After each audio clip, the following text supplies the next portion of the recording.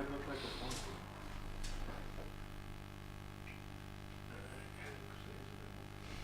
Well, nothing we can do about it now. We're live. Alright, so we're on a wonky train. You could like put it up on your Okay. thing. Okay. And hold on. Just share it on your thing. We're live. We're going live in a minute. Say, so you just focus on John, right? Okay, you found it, John? No, don't worry. I will share it afterwards. Don't I? Having a problem here, technically. Yeah, I have a problem there. Give me your phone.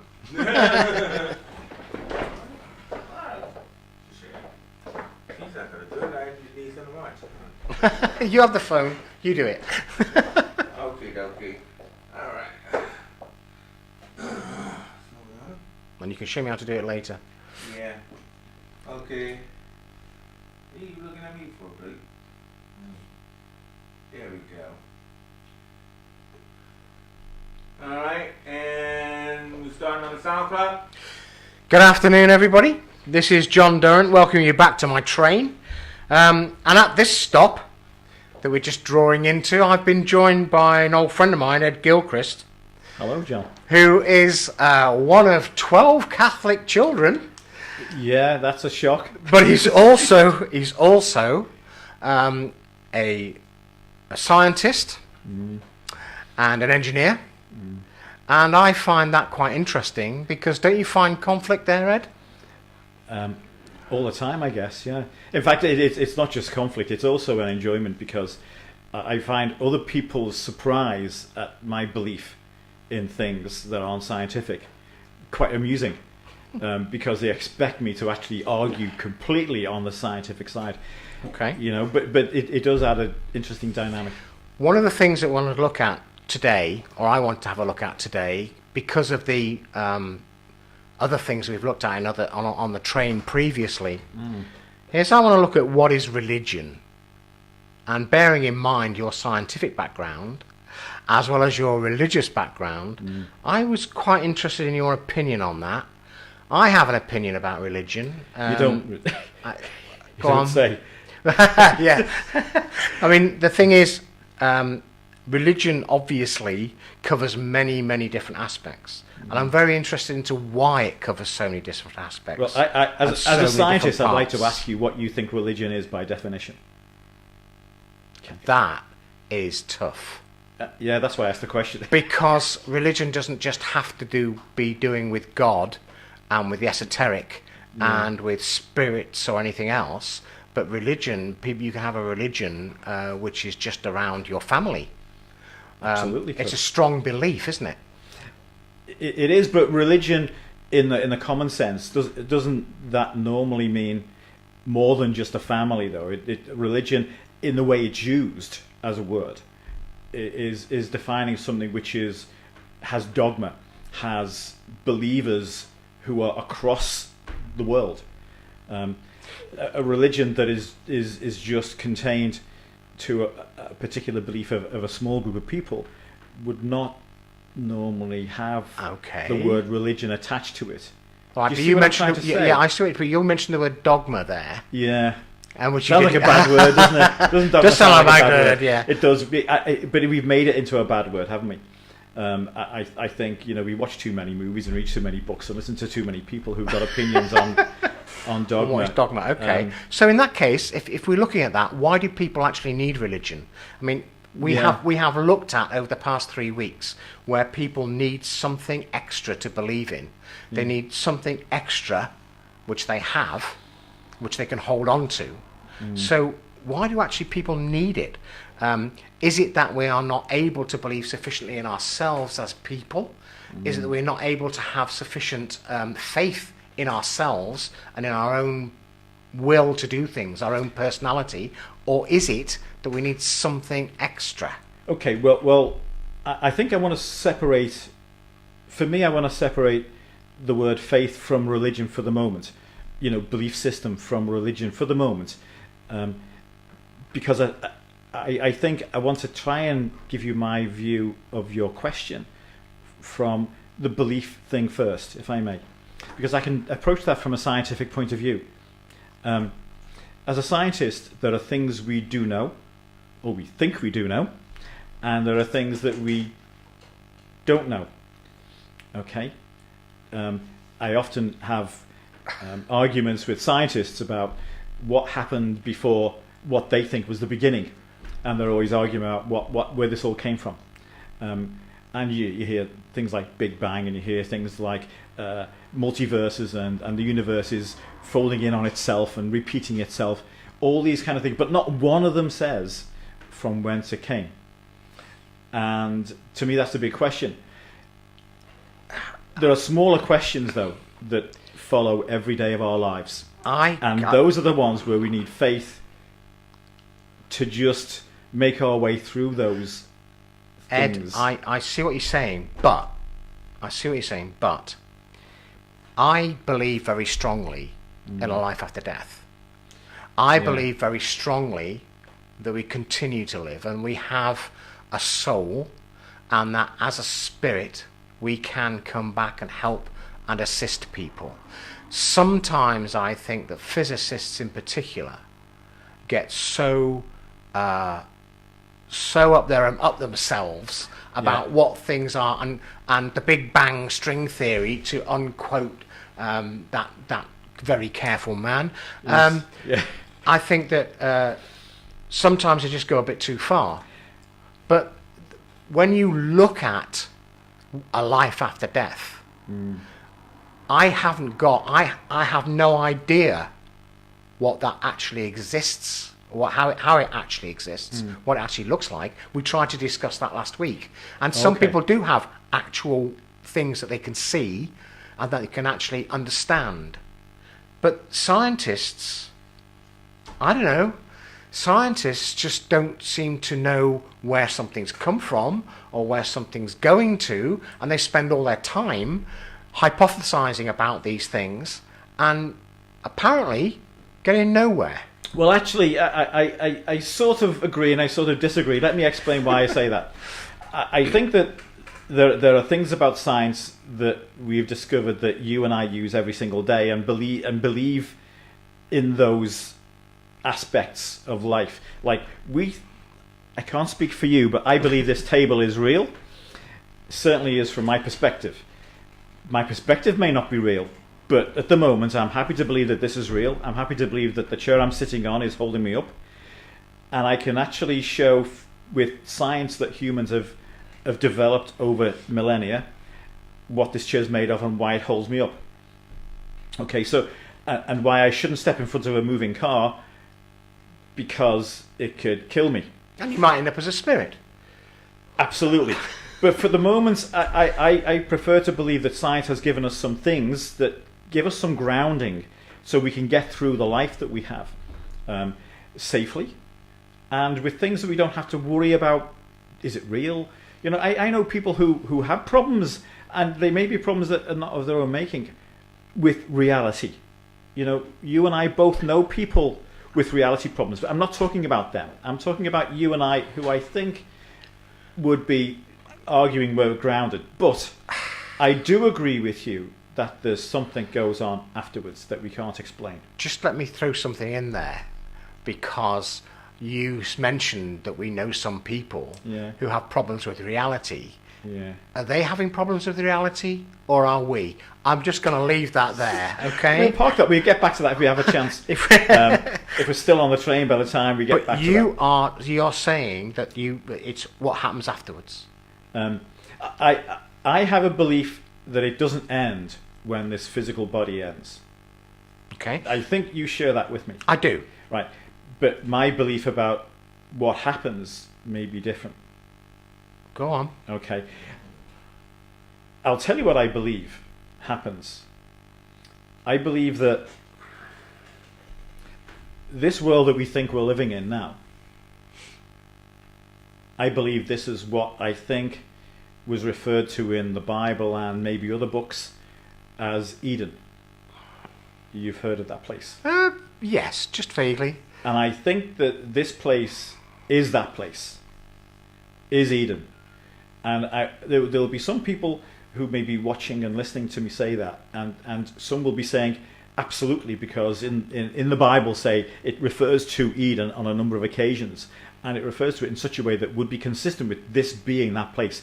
Others will be saying, that's rubbish. Eden was heaven. Eden was better than this. This is not heaven. This is some in-between place. To me, the place that we are in is what we make it to be. Does that sound provocative enough for you? I think that if we think this is a bad place, then it becomes a bad place. It is a bad place. And again, there will be people arguing, saying, but what about poor people in some parts of the world who haven't been fortunate as we have to live in a developed country? But isn't this just the way our psychologists and job coaches and various other people of that nature would have us believe, having a positive mental attitude, which I don't disagree with at all. I agree with that. But I do want to come back to the point that the original question, which was, do we need religion? And I said I'd separate religion from faith, but let me now conflate the two. Well, hang on a minute. If I may.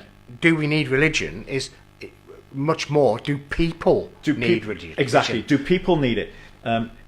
So let me just stand back and observe that question rather than be subjective. Do people need religion? Do people, therefore, in my view, need a faith that they share with other people, with many other people? Well, okay. Just hold it there for a second, because let's go back to you being the scientist that you are. Okay. All right. And then let's take another look at this. You say, do we need to believe this table is solid? Do we need to know how this chair works? Yeah. Do we need to know all these things? And they are all physical things. We need to believe in them. Now just hold on there, because these are all physical things that we can prove exist and how they exist and what happens with them. When we start talking about religion, that's no longer the case, because it isn't something that we can see and grab hold of. And I know there are an awful lot of people out there who are going to say, but I've been there. I had a near-death experience. I know about these things. Yeah, me too. Quite possibly. However... Do I believe them? However, the thing I'm trying to ask you is, or the thing I'm trying to say here is, we've got this scientific belief. Now you've got a faith or a belief, and you want to bring these two together. But how can that work? If you believe in things which are provable, how can a faith which... Because there are things that we don't know. There are things that in science that we can't prove with science yet. There are things happening in the universe that we can't prove with science. That's the point I was trying to make earlier. And what we're doing is striving towards understanding that. Physicists, mathematicians are striving towards understanding how it all works, where it all came from, where it's all going, proving things like life after death with some scientific method.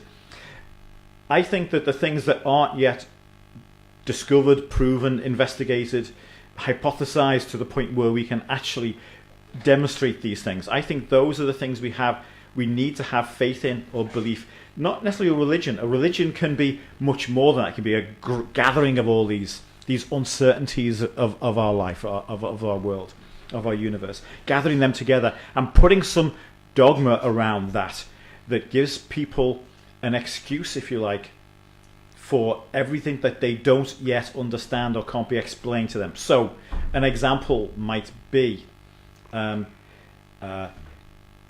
is the earth flat or round? There's a good one. Don't get me started. There's some man over there. You hear someone down the train is having a shout at me. I'll have to keep my voice down on that one. So he's in the buffet car. Don't worry about him. But you will get... Okay, I've picked that one deliberately because someone will say, but that's scientifically provable, blah, blah, blah. But actually, there are scientists who argue both ways. But it is... But if you go back a few hundred years, you will find that there were people who were clever who believed it was flat and that everything was around it. And it was only then when people who wanted to control that thought dismissed... You've brought a word in there. You brought controlling. I did. Brought a word I've not in even there. answered the question, and I brought in the word controlling. But I think that there are things that we want to understand in our lives. Why am I here? There's a great question. Why am I here? And a religious person might say to you, "You're here to serve some higher being, some purpose that's beyond this life. I'm about to burst here if you're Great. not careful. Great. So I think religion is about trying to answer that question for people: why am I here? What happens after I'm here? And, Right. and Just do you agree with that? No. No. Great. Well, yes and no. I mean, this is the way it's going to be. Yes and no. Yeah. The thing is, you brought in this word control, and I'm looking at religion. Am I going to regret that? Probably, hopefully. When I look at things like religion, I look at things like organisation, and I look at things like control, Okay. and I look at the reason for religion is that certain people are there who've used it to control the people, to control the existence, to control what we do. And this business of saying you've been brought on this life to actually fulfil a position for something which is greater than yourself, That you've never seen. that you've never seen, that you don't know is there, that's never spoken to you, that you can't hear, that you can't see, that you But don't know. Mum and Dad told me But that. Mum and Dad told me it was true, and so did this guy who used to come round every day and collect money when we hadn't got any money. But Grandma used to put it behind the little thing on the mantelpiece because he had to have that money for the poor people, and we were poor people. But the point I'm trying to make is that was control. It was control of the people. It kept the people down. It kept them in their place. And that all started way back with this guy called Charlemagne. And all about when you got these prophets coming along, like Jesus Christ. I thought you meant money profits there for a minute. Well, perhaps there were some, and perhaps and people like Muhammad came along, and these guys were there, and they were leading the people. And it's interesting to note that those two people ended up fighting each other, but they both came from the same background, from the same region, and yet they looked at different areas of. I'm trying to avoid the word race, but they came from different types of people and different areas. So what you're saying is that people who come from different lives, and you and I started our lives in a very different place from each other. Absolutely. Right?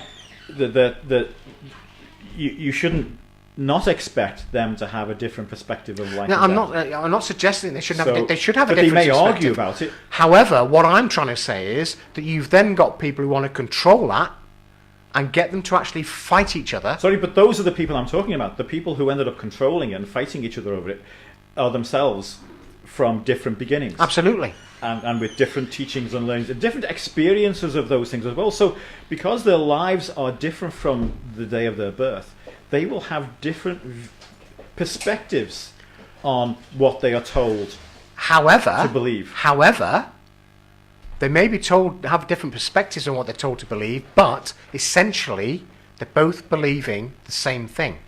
There is an omnipotent being, I agree. and there is a life after death. Yeah. Yeah? Yeah. They're both being taught that, just in different ways. And then you've got the other ancient religions. You've got the Well, even modern religions that still exist around around the world. But if you go back what I want to look at here is if you go back to ancient religions like the Egyptians, like the American Indians, people who actually believed in power and energy, and a variety of gods who actually controlled each one of those powers and energies.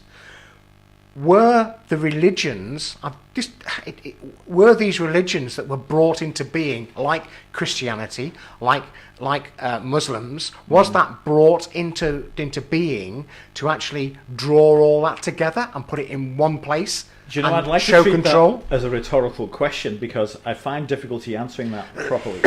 I have no idea how to ask answer the it. question, and I know you're throwing it out, and it may not be for me to answer, but to ask the question, was it created to control?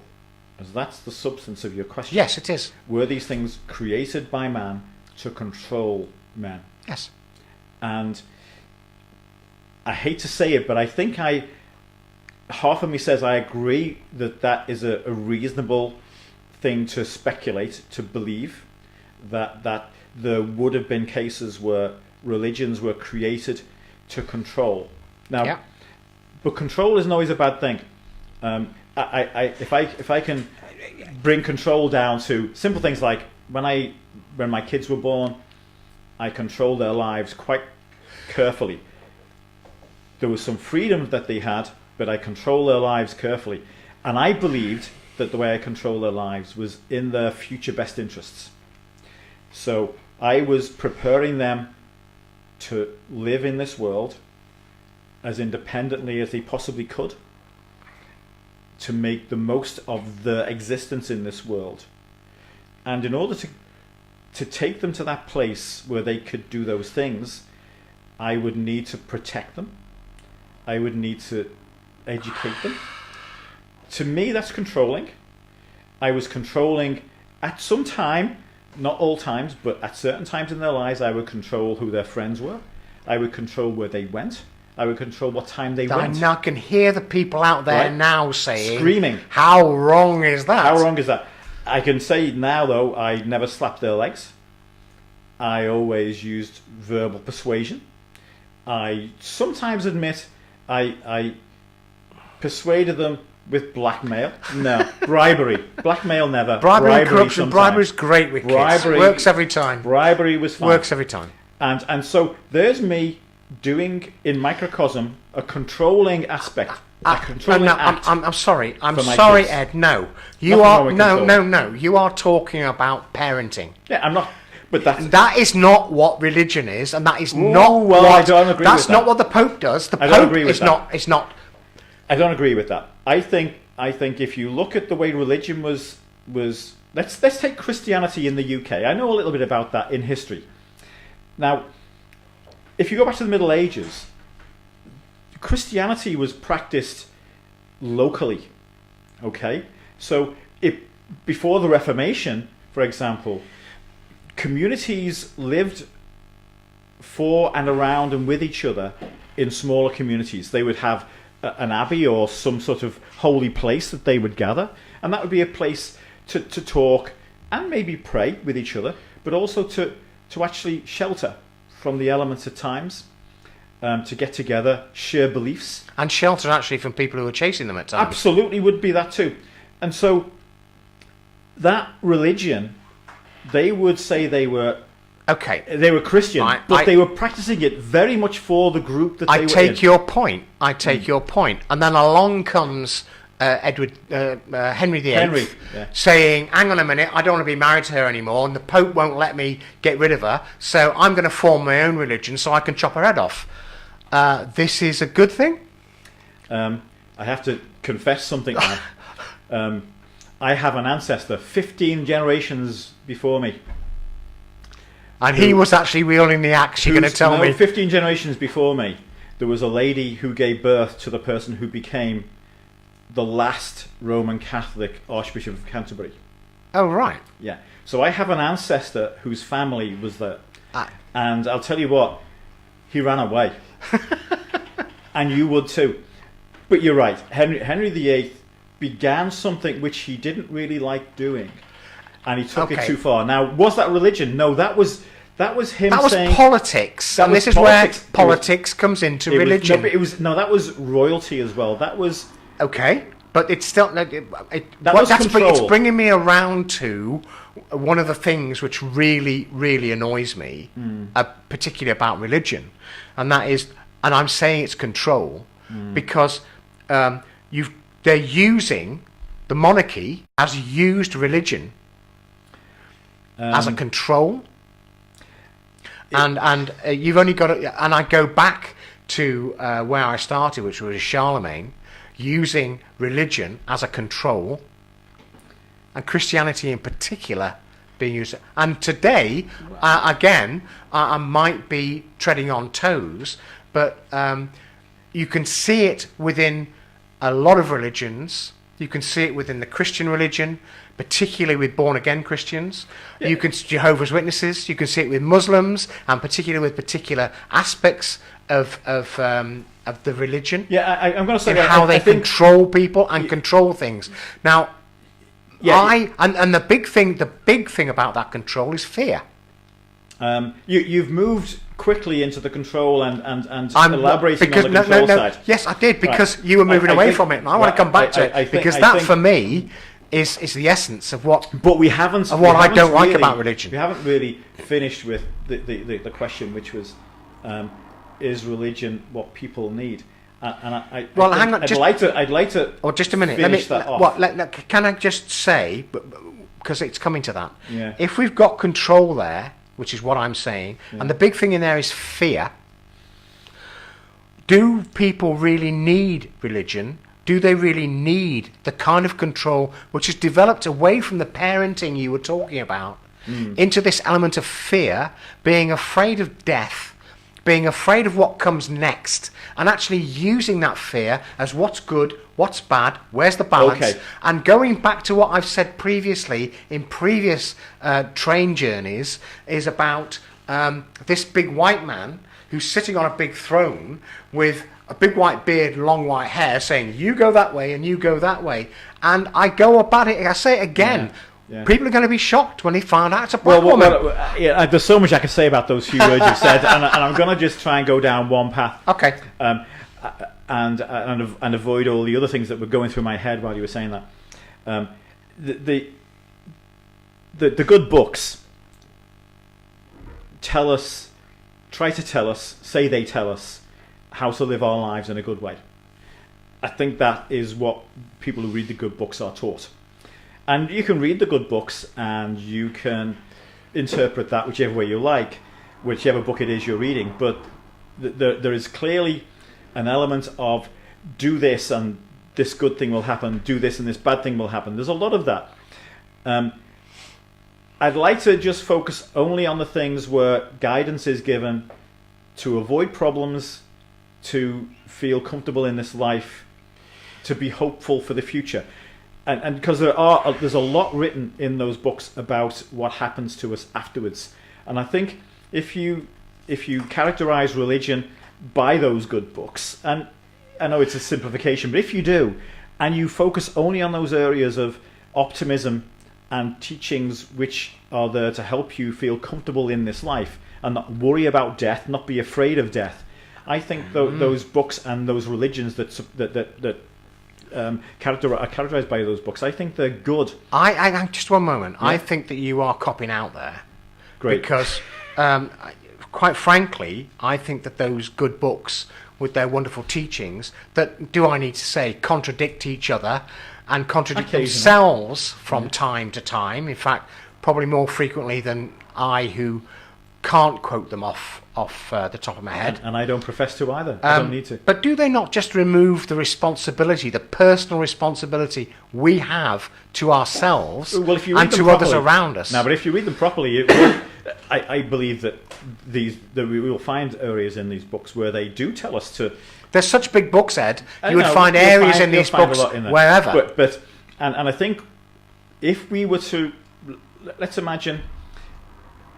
I'm going to digress a little bit, but I don't want to go down that hole. I want to say, reading the good book is something that you should do for yourself. The good books is something you should do for yourself, and make up your own mind what it means for you. Choose which bits you think are right for you, and those which yes, but there is that man on. There is that man who is on a platform every Sunday telling you how you should believe in those books and what you should think. And there's that man in his white thing with his hat on his head, and well, not him. I'm thinking about the Pope, who's again telling you what you should and shouldn't do. And frankly, that takes away personal responsibility. When I was one of 12 kids all being marched to church every Sunday to pray as a Catholic and to receive Holy Communion as a Catholic, when I was one of those 12 kids, I was questioning in my mind not just why I had to walk at 6 o'clock in the morning 2 miles in a train of what looked like mum taking all these ducklings along to the church in the pouring rain or the snow and being tired. Not only was I wondering why I was doing that, but I was wondering why it was that the man in the robes at the front was speaking in a foreign language I couldn't understand, why it was that there were people at the back singing songs that I didn't like, why it was that I couldn't actually miss that without going to hell, which is something that the school was teaching me was a bad place. Now, this is right back to fear. It is, And so, but I was able to say to myself, I'm not going to believe that thing. But now, I'm going to do something with right, that. I'm aware that we're starting to slow down here. The train is starting to slow down. Right. Well, we have to So get well, on no, another shop. there's one thing that we go on another stop. Another stop, yeah. there is. My ticket's got to expire. But your ticket doesn't last Yeah. for another stop. However, we might be able to catch you up one another day. But what I would like to say here is we're looking at control and we're looking at fear, or I'm looking at control, looking at fear. And my big thing about religion is it gives you the opportunity. It tells you to be afraid of dying. It tells you to be afraid of letting go of this world and dying, unless you have in actual fact lived a good life, whatever that may be. Only if you thought you did. If you have actually been along to see your local priest and confessed what you've done wrong and haven't built up any more points about you. Right. And I would like to, if as the stop is coming up, I'd like to just finish with the thing I started with. I was brought up a Christian. I'm a scientist. I'm able to look at what I was brought up with in a light which is objective. Things that I can choose for me that are good for me, good for the people I live with, good for my friends. I can choose the things that I learned that I can use positively. I can ignore the things because I'm a scientist and I know that I'm able to ignore things that I don't think are good. So, I'm Ed. You have floored me with that. You have absolutely floored me with that, because what you're actually saying is these are the things I like, and these are the things I don't like. I'll just ignore the things I don't like if I like, and I'll log the things I don't like if I like as well. But I'll just choose these things. That seems good to me. I chose to come here, John, on this train. I am almost lost for words there, Ed. I really am, because where does this? We're coming to the station. We're coming into the station, so it's a bit late to start asking that question now. Yeah. But so I've really got to accept what you're saying. I've really got to accept that that's the way you like to lead your life, and if that works for you, then it works. Yeah, and because you haven't got time to actually respond, I win. Which is what good negotiation should always do. Is that what religion does all the time? Negotiate the whole time, yeah. And wins. And wins. Because it gets there at the right time in the right place. Leaves you with no choice. They've gone by the time you come up with an argument. Actually, Ed, you've done that really rather well. You timed it rather nicely, because we are actually pulling into our station, and we have actually begun to stop down and to slow down now. I've got to thank you very much for coming. You're most welcome. You I must have get off been, to church now. You must get away. There's your family is waiting outside, ready to pick you up, and there's a guy at the front with a big tall hat on, all dressed in purple. Yeah. Okay. Thank you very much, Ed. Thanks very much for coming. Thank you very much, everybody, for listening. Thank you very much, everybody, for listening. This has been John Durrant, and this has been The Train on Condor Live.